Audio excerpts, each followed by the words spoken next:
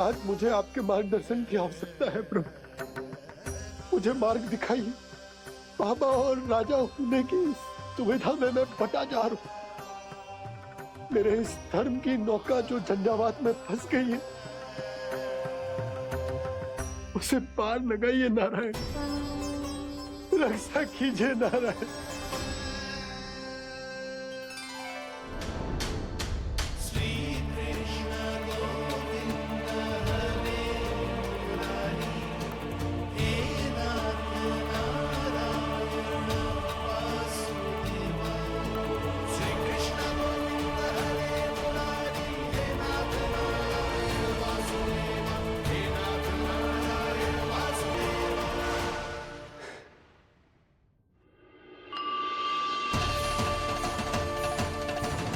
शालिग्राम यहीं तो रखा था मैंने। कहाँ गिर गया? कहाँ चला गया? मैंने तो यहीं रखो था।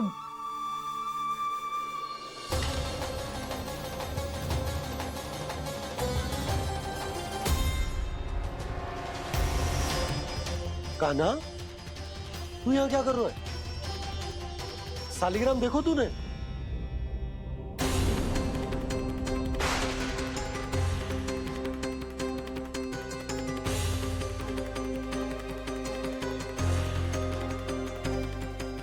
अच्छे, तेरे मुंह में क्या है? कान्हा, कहीं तूने शालिग्राम मुंह में तो ना ले लियो? हे नारायण, क्षमा करना, अबोध बालक। जी क्या करो कान्हा तूने? बाहर निकाल शालिग्राम। लल्ला, जी अनुचित है। यदि वो तेरे कंठ में चला जाएगा तो तेरी सांस। लल्ला, ला बाहर निकाल। अच्छो बालक है ना तू? हाँ, ला। अरे तेरी मैया को पता चलेगा ना तो वो कहेगी कि ना तो प्रजा का ध्यान रख सकते हो, ना ही अपने लल्ला का। लोभ के फंदे में चारों ओर से जकड़ गए थे हम। भविष्य के स्वप्न देखते देखते अपने जीवन का सबसे बड़ा भूल किया है हमने। यशोदा और नंद भैया ने आप सबको समझाने का कितना प्रयास किया था, और यहाँ तक कि छोटे कान्हा ने भी हमें कितना समझाया, लेकिन हमने उस दुष्ट व्यापारी को अपना सारा वचन दे दिया। मुझे तो सबसे पहले अपने घर में बिठा कर ही समझाया था उन दोनों ने।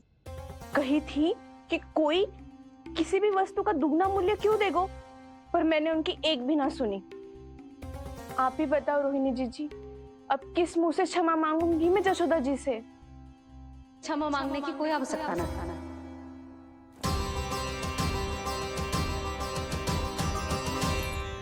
महत्वपूर्ण बात तो ये है कि तुम सबको अपनी भूल का आभास होगा और उसका पछतावा भी। पर अब तो बहुत देर हो गई है जशोदा जी, अब क्या होगा? जिस सुनहरे भविष्य के लिए हमने उस कपटी व्यापारी के सामने अपने नारायण के नाम का वचन दिया था, उसने वही भविष्य लेके राजा कंस के पांव के नीचे रख दिया है। संतुष्ट सुखी जीवन जी रहे थे हम। बछड़ों को उनके भाग का दूध मिलता था। हमारे बच्चे जितना चाहे दूध दही माखन खाते थे। अब उनके मुंह का निवाला छीनकर उस दुष्ट कंस को देना पड़ेगा चिच्ची। ना, नारायण की कृपा से तेरी जसोदा जिज्जी के पास गायों की कमी ना है। मैं अपने घर का सारा गोधन पूरे गांव के साथ बांटूंगी। किसी भी बालक के मुंह से निवाला ना छिने को। नारायण की कृपा से गोकुल का एक भी प्राणी वंचित ना रहेगा। हाँ नहीं तो देख कान्हा, बाबा का कहना मान ले। कान्हा, तुझे नारायण की सौगंध है, वो शालिग्राम मुझे दे दे।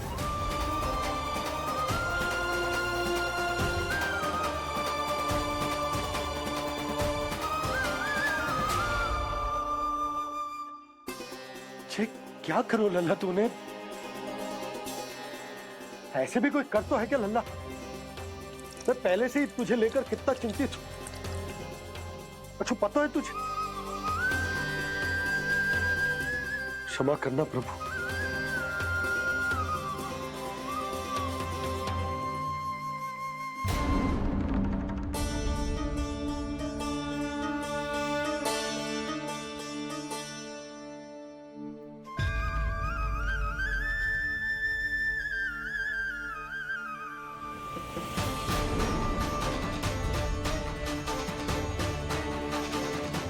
ये क्या कर रहे हो लल्ला? नारायण की मूर्ति कहाँ गई?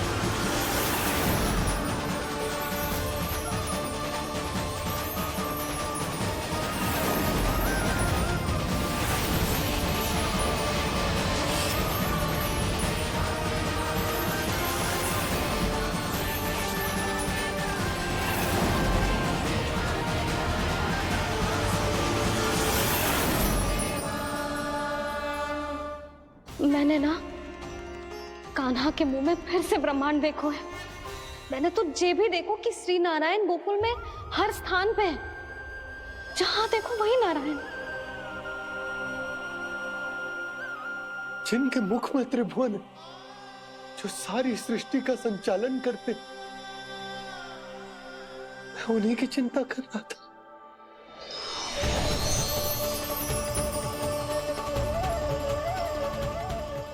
प्रभु, प्रभु, बाहर भी आप हैं और भीतर भी। मुझे क्षमा कर दो प्रभु, क्षमा कर दो। इस सांसारिक माया में आकर मैं भूल गया था जिनके पास सारी समस्याओं का समाधान है, जो किसी भी संकट को क्षण भर में समाप्त कर सकते, वो तो मेरे सामने ही।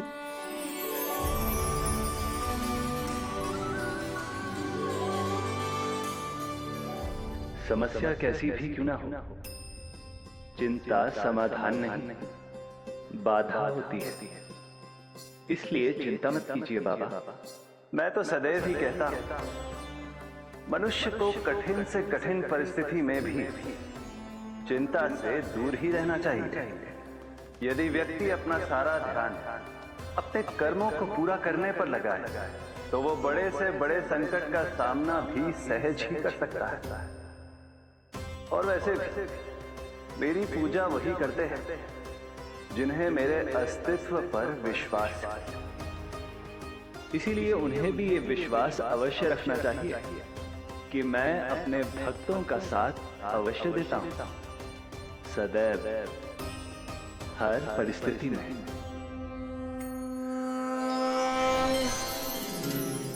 मैं आपके साथ ही हूँ बाबा।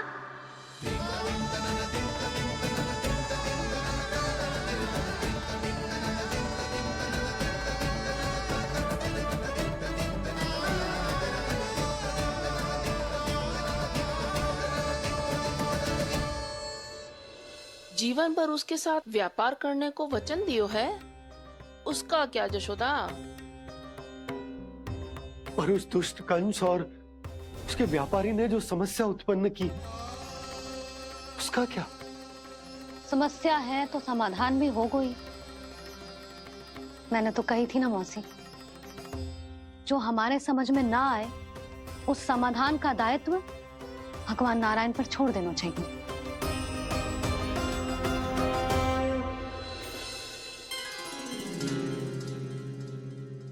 ये देखो,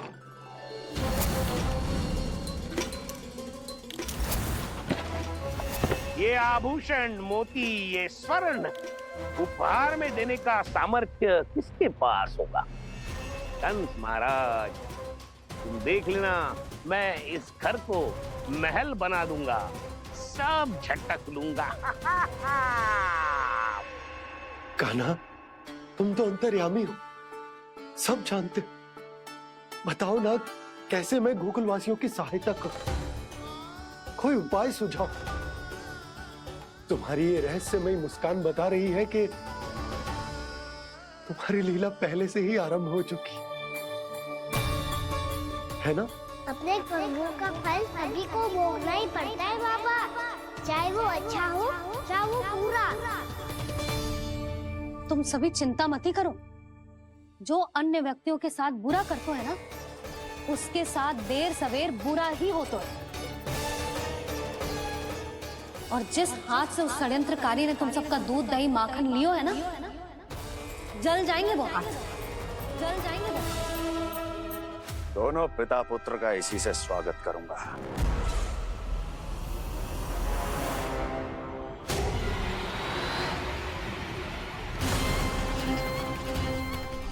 अचानक गदा में ताप कैसा? मेरे हाथ चल रहे हैं।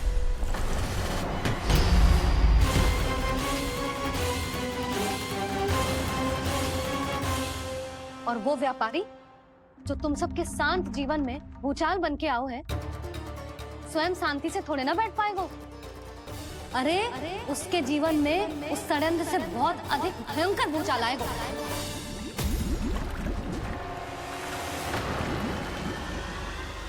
स्वामी, ये अपने आप कैसे बोलने लगा?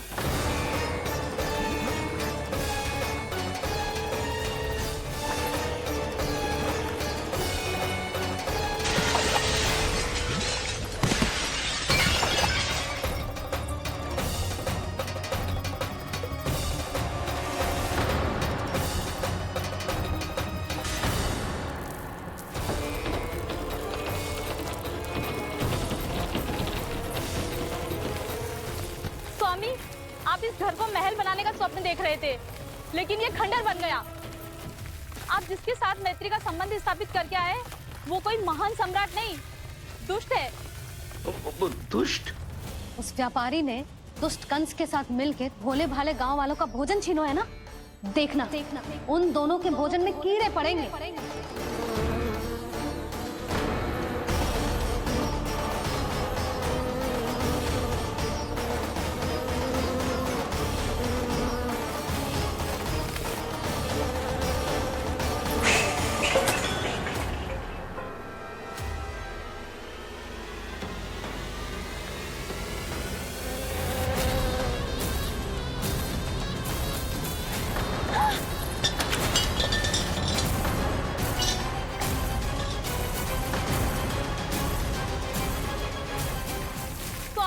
घर गया, जीविका का साधन गया, अब क्या जाएगा हमारा जीवन?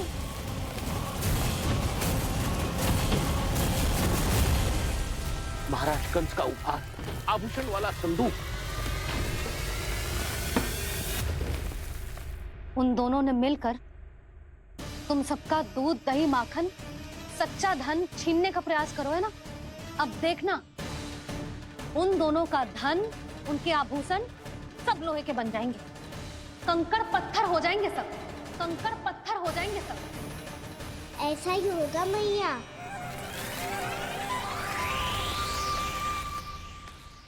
मेरे ग्राहक? लेकिन स्वामी, ये इतने क्रोध में क्यों दिखाई दे रहे हैं?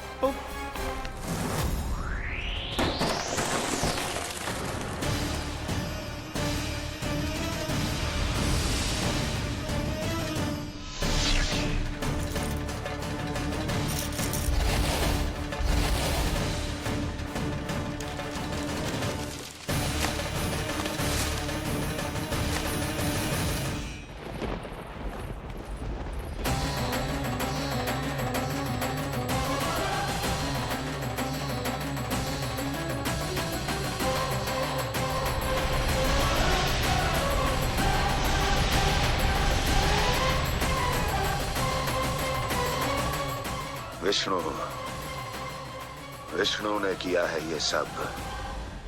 कंस ने जो किया है उसका दंड वो अवश्य भोगेगा, उसका दंड वो अवश्य भोगेगा, दंड वो अवश्य भोगेगा। किसने कहा ये? किसने कहा ये? किसने कहा? मैंने पूछा किसने कहा ये? तुम जिसे ढूंढ रहे हो वो मैं हूँ, विष्णु अवतार। क्या चाहता है तू? तुम्हारे युद्ध मुच्छेदा कंस और मेरे भोले भाले भक्तों को अपने जाल में फंसाकर तुमने सारी सीमाएं पार कर दी। अब जब तक तुम गोकुल के ग्वालों को अनुचित प्रकार के अत्याचार से मुक्त नहीं कर देते, तुम्हारा और अन्य सभी षड्यंत्रकारियों का सामर्थ्य, वैभव, बल सब कुछ नष्ट होता चली जाएगा और तब तक अपने पूर्व रूप में वापस नहीं आएगा जब तक तुम उन निर्दोषों को जीवन यापन का अधिकार लौटा नहीं देते।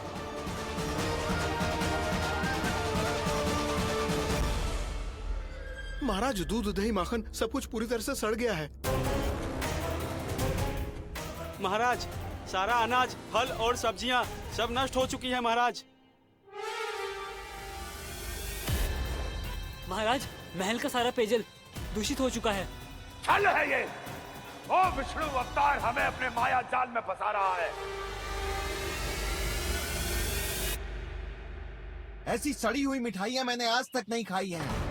खोए की नहीं, पत्थर की बनी है ये, उससे भी कड़ी है तुम्हारी ये मिठाइयाँ। आज के बाद कभी मिठाई नहीं लेंगे। जो बुरे कर्म करते हैं उनके साथ बुराई होता है और अच्छे कर्म करने वाले को अच्छाई मिलती है।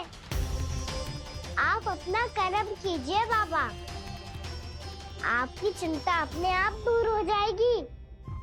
और हाँ बाबा, शीघ्र ही आपको एक बड़ा निर्णय लेना होगा। स्मरण रखिएगा, जो होता है वो अच्छे के लिए होता है।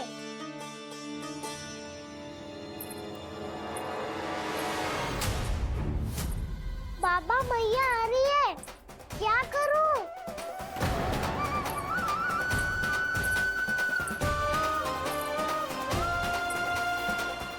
कुछ सुझाव दो ना बाबा, जिससे मैया मुझे ऐसे नहीं देख पाए।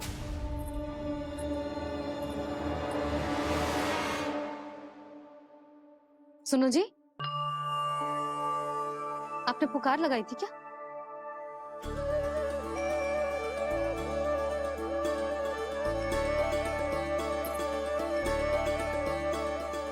तुम मुस्कुरा क्यों रहे हो?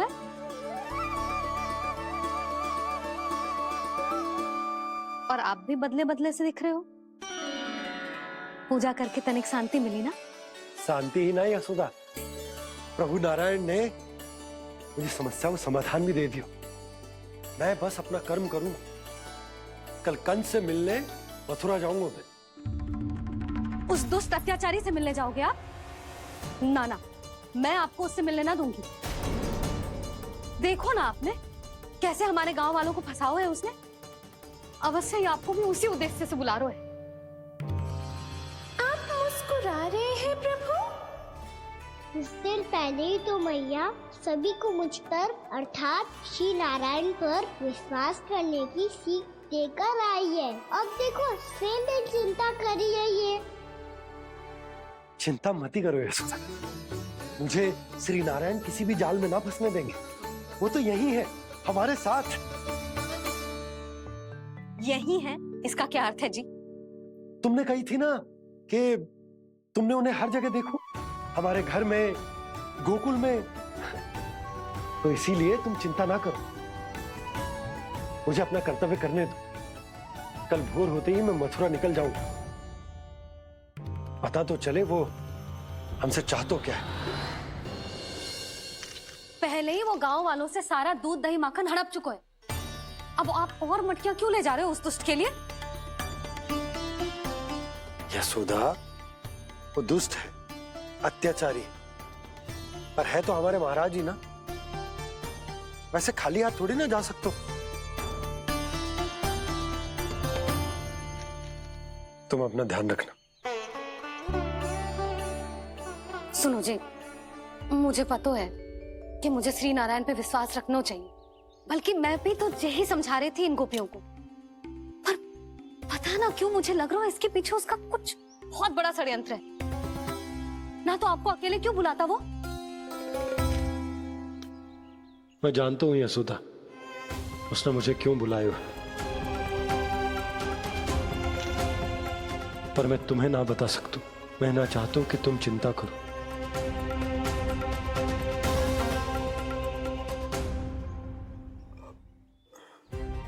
राजा होने के नाते यदि मेरे कुछ करने से मेरी प्रजा का हित होता है तो मुझे वो करना पड़ेगा यशोदा, फिर चाहे वो मुझे कितना ही अप्रिय क्यों ना लगे। हे नारायण, मेरी दुविधा दूर करो। कुछ ऐसा करो कि इन्हें जाना ही ना पड़े उस दुष्ट के सामने।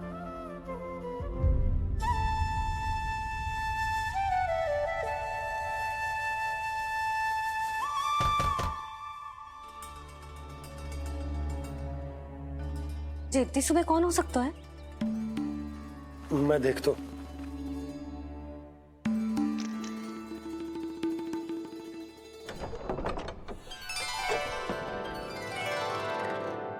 पूर्णा मासी, आप? यशोदा?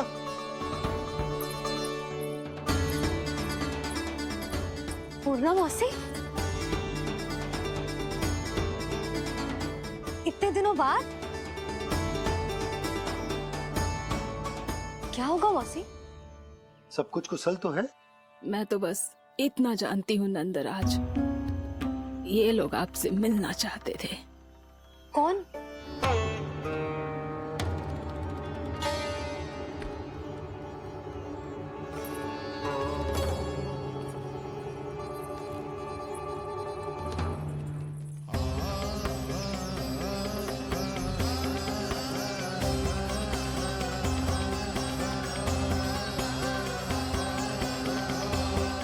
इतनी सुबह आप सब यहाँ?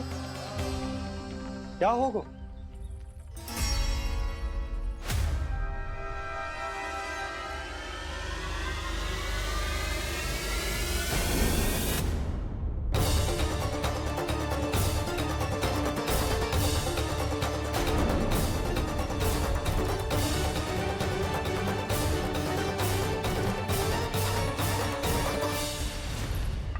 हमारे भोले भाले गोकुल वासियों को फंसाने के बाद यहाँ आने का साहस कैसे करो तूने? यशोदा! पूछो जी, पूछो इससे, ये क्या करो यहाँ?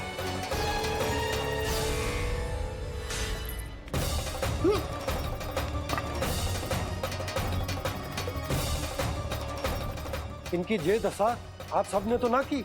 नहीं नहीं, इनमें इनका कोई दोष नहीं है। हमारा बस चलता तो इससे भी बुरी दशा करते। ये सब तो मेरी करनी का फल है नंदराज।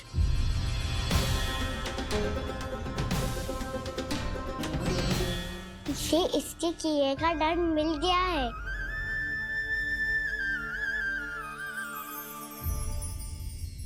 मुझे क्षमा कर दीजिए नंद महाराज, बहुत बड़ी भूल हो गई मुझसे।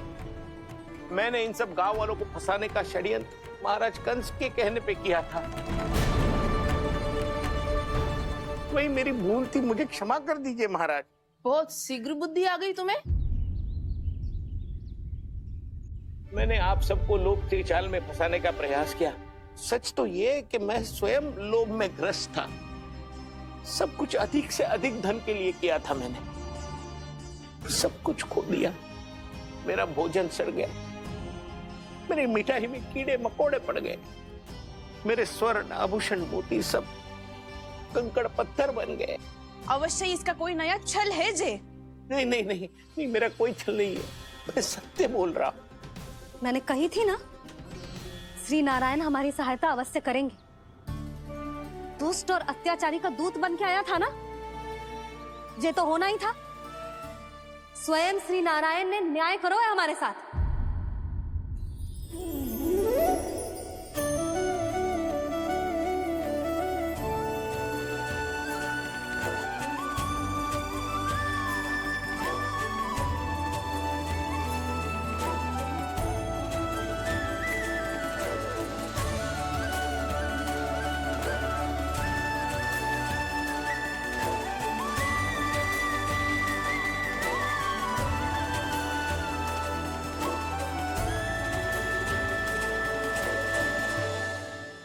आप बिल्कुल सही कह रही है। वैसे तो कर्मों का फल मरने के बाद मिल रहा है, लेकिन आपके श्री नारायण ने मुझे इसी जन्म मेरे कर्मों का फल दे दिया, कर्मों का दंड दे दिया। आपका बहुत बहुत धन्यवाद श्री नारायण। बहुत कृपा की हो आपने, पर इसका अर्थ ये ना है कि हम सबने आपको क्षमा कर दियो है। मैं यहाँ क्षमा के लिए नहीं आया हूँ नंदरानी। तो फिर किस लिए आए हैं? मैं तो इन भोले भाले गोप गोपियों को इनकी शपथ से मुक्त कराने आया हूँ। पर इन सब ने वो शपथ अपनी इच्छा से ली थी, आप उसे कैसे मुक्त करा सकते हो? और एक शपथ दिलवाकर।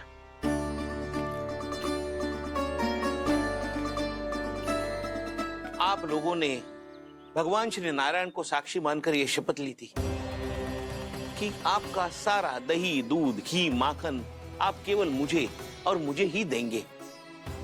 आज उसी भगवान श्री नारायण को साक्षी मानकर मैं आपको शपथ दिलवाता हूं कि आपका सारा दही, दूध, घी, माखन, उसमें से एक कण भी आप मुझे नहीं देंगे। प्रतीक्षा क्या कर रहे हो आप सब? शपथ लो। हाँ हाँ।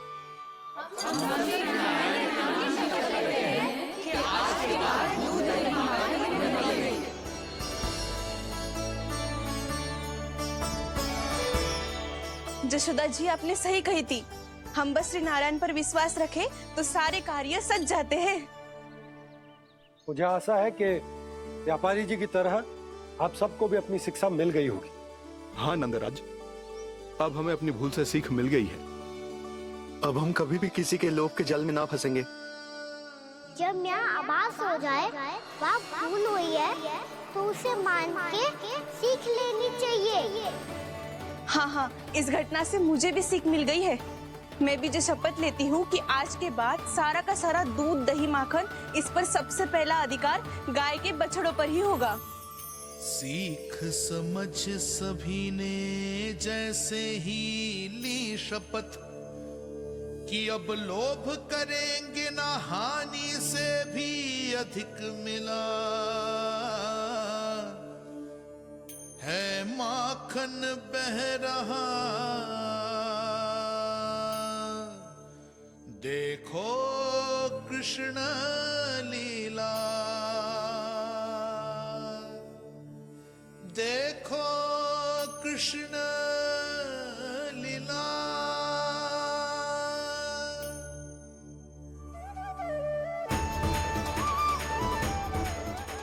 हाँ, और हम दोनों भी श्री नारायण की शपथ लेते हैं, दूध, दही, माखन बेचने के लिए हम बाद में बचाएंगे और पहले अपने बालकों को पेट भर के खिलाएंगे।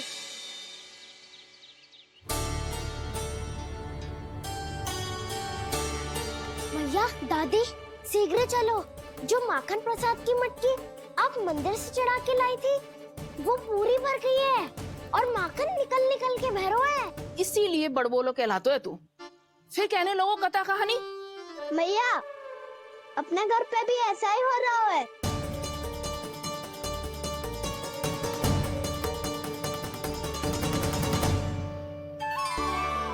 यशोदा, वो देख तुम्हारी माखन की मटकियां।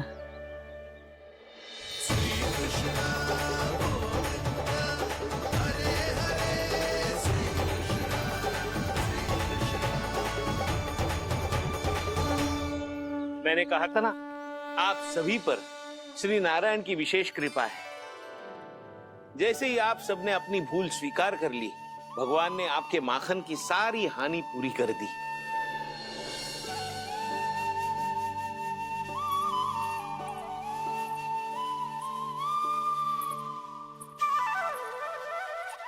यशोमती मैया की नंद लाला, यशोमती मैया की नंद लाला, यशोमती मैया की नंद लाला, यशोमती मैया की नंद लाला। मैया चलो ना।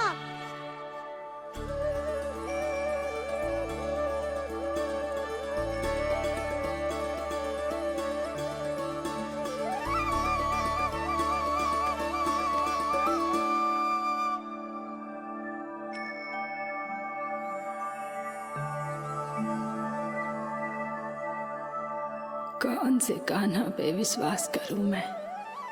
उस सियाने पे जो कुछ ही समय पहले अपनी लीला दिखा रहा था, या उस निर्दोष पे जो आसपास की हर घटना से अनभिज्ञ बैठो है?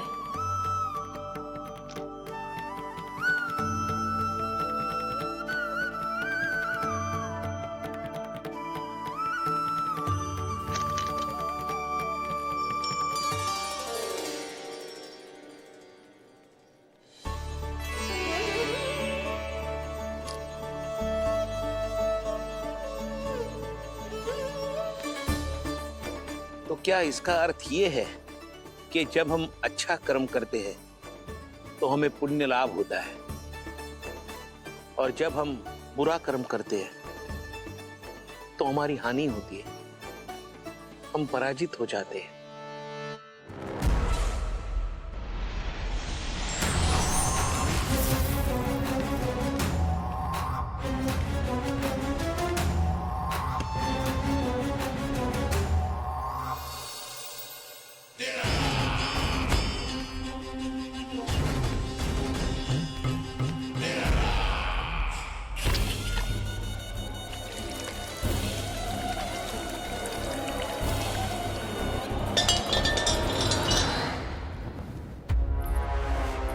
अस्थि प्राप्ति।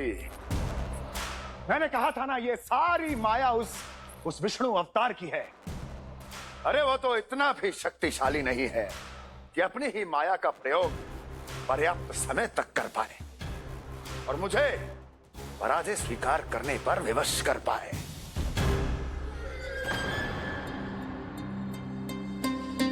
किंतु तुम्हारे मुख की भावभंगिमा तो कुछ और ही कथा कह रही है। क्यों? सत्य कहा ना मैंने। महाराज, सब कुछ पहले जैसा इसलिए हो गया क्योंकि क्या? ये उस विष्णु की माया थी, और क्या? हमने व्यापारी परमानंद को गोकुल भेजा था।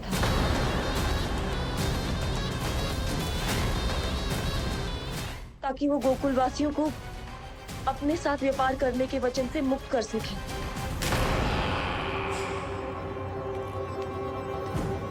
मेरी आज्ञा लिए बिना, मुझे बिना बताए मेरे लिए हुए निर्णय को पलटने का साहस भी कैसे कर लिया तुमने?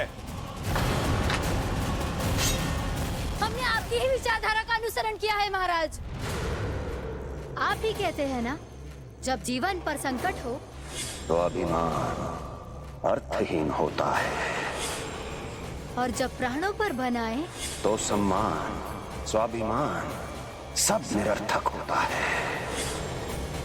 भूख और प्यास से आप तो दुर्बल हो ही जाते महाराज, पर आपकी सेना और सेवक अपने प्राण बचाने के लिए आपसे दूर हो जाते।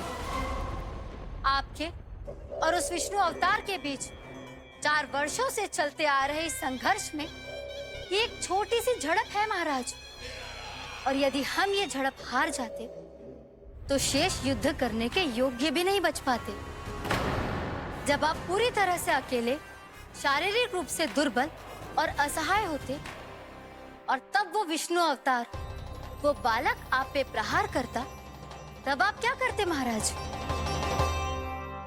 आत्मरक्षा आवश्यक थी महाराज, क्योंकि शत्रु पर उसके वार से भी अधिक घातक प्रहार करने की योजना तभी बनाई जा सकती है जब तन और मन दोनों पूरी तरह स्वस्थ हो।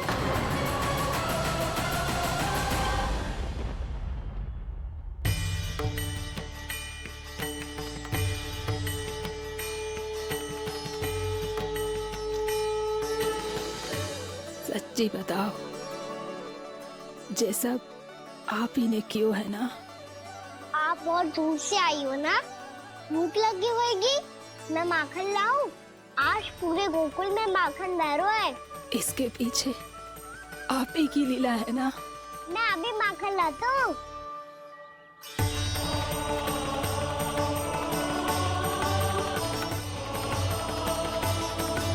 ये लीजिए। बताओ ना, पूरे गांव में प्रसन्नता की बयार बह रही है। हर ग्रामवासी के मुख पर हर्ष और उल्लास दमक रहो है। ये सब आप ही का चमत्कार है ना।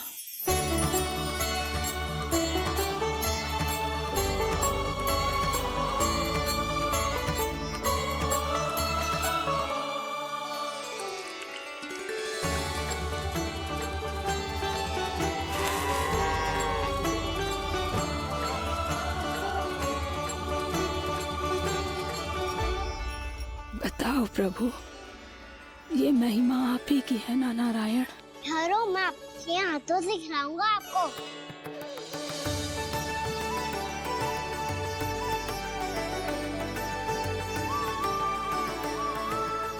बताओ ना प्रभु, आप लालन करवाने आए हो या सबका पालन करने आए हो? बोलो ना प्रभु, बताओ ना।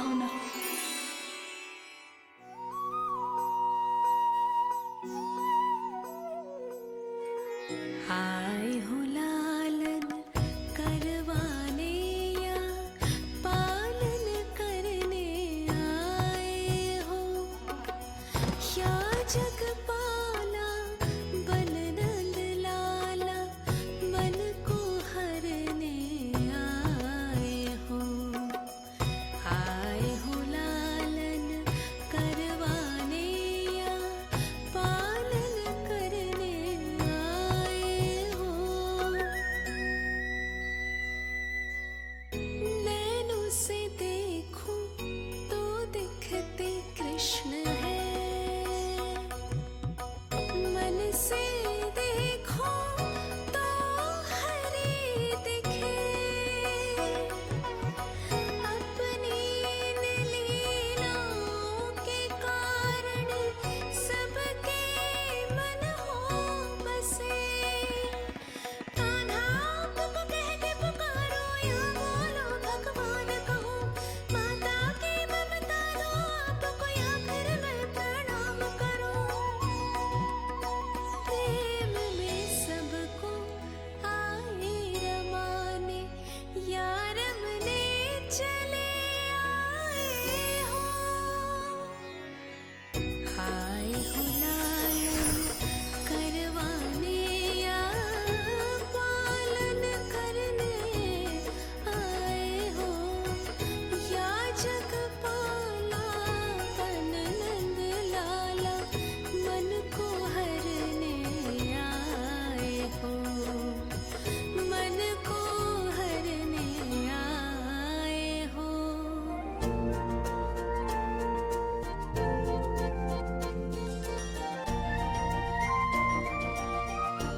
बताओ ना प्रभु, कब दोगे मेरे प्रश्नों का उत्तर?